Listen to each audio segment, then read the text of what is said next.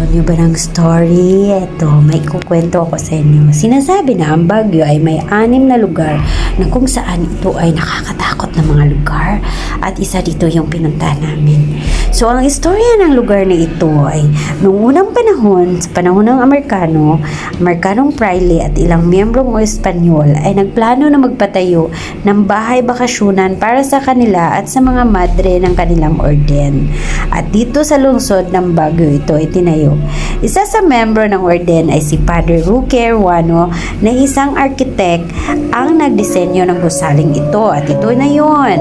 Tinatayang nasa 17 hectares o ektarya ang kabuang sakop ng burol na nakuha nila kasama ang kinatayuan ng gusaling ito.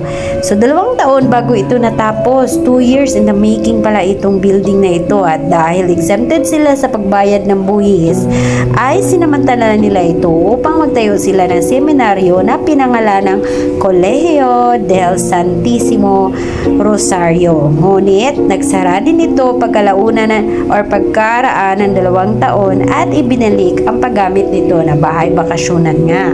So pagdating ng World War II, dito sa gusaling ito nag-umpisa ang mga malalagim na pangyayari. Bakit?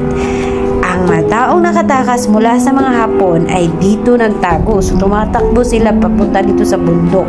Ngunit sinalakay ito ng mga Hapon at kalaunan ay ginawang punong tanggapan at sa huli ay ginawa itong huling tanggulan at garison ng mga hukbong imperial ng Hapon, or in other words, ito naging hideout nila. Kanilang kalihim na pulis na si Kimpaytay ay gumawa ng barbarikong gawain sa lugar na ito. Kaya ito naging haunted dahil sa dito niya pinapahirapan ang mga pare, ang mga madre, mga dayo na punta dito at pinugmutan niya ng ulo. Yung mga madre naman ay ginahasa niya, or kahit sinong mga dayo ay ganun ang ginawa niya at papahirapan niya ito.